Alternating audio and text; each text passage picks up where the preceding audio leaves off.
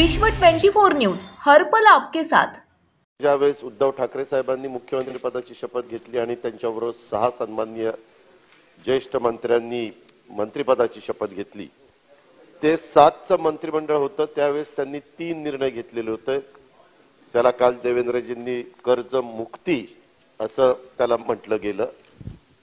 शेतकऱ्यांची कर्जमुक्ती, 2 लाखाच्या वर ज्यांचं कर्ज आहे त्यांनी वरचे पैसे भरल्यानंतर त्यांनाही 2 लाखापर्यंत कर्ज माफ, आणि तिसरं जे वेळेमध्ये कर्जफेड करतात त्यांना 50,000 रुपयाचं प्रोत्साहनपर अनुदान म्हणा किंवा एक मदत म्हणा, अशा पद्धतीनं ठरलेलं होतं।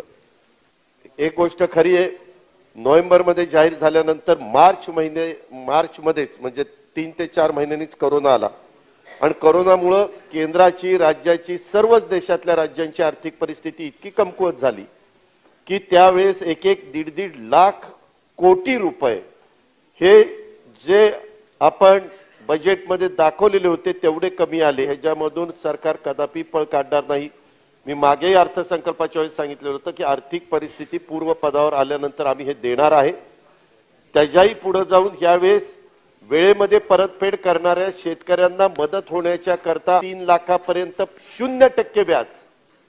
अध्यक्ष महोदय, कुठेही माझ्या माहितीप्रमाणे देशामध्ये अशा प्रकारचं नाहीये, का तर ते व्यवस्थितपणे कर्जफेड करतायत। काल कुणीतरी बोलत असताना असा मुद्दा केला की बाबा त्याच्यामुळे आता शेतकरी कर्ज भरत नाही। वास्तविक त्या शेतकऱ्यांना आता 0% व्याजाचा जर बेनिफिट पाहिजे असेल तर घेतलेलं कर्ज वेळेमध्ये परतफेड केली तर त्यांना 0% व्याजाचा बेनिफिट मिळणार आहे। त्याच्यामुळे बऱ्याचशा ठिकाणी शेतकरी आता ते पैसे भरतायत, पण ही रक्कम काही हजार कोटीमध्ये आहे। आणि यंदाच्या वर्षी देखील नैसर्गिक संकट आली, चक्रीवादळ आलं, बाकीच्या सगळ्या गोष्टी आल्या, पण मी आज सभागृहाला सांगू इच्छितो, पुढच्या अर्थसंकल्पाच्या काळामध्ये हे जे काही सांगितलेलं आहे हे दोन्ही निर्णय पूर्णत्वाला नेण्याचं काम हे महाविकास आघाडीचं सरकार निश्चितपणे करेल।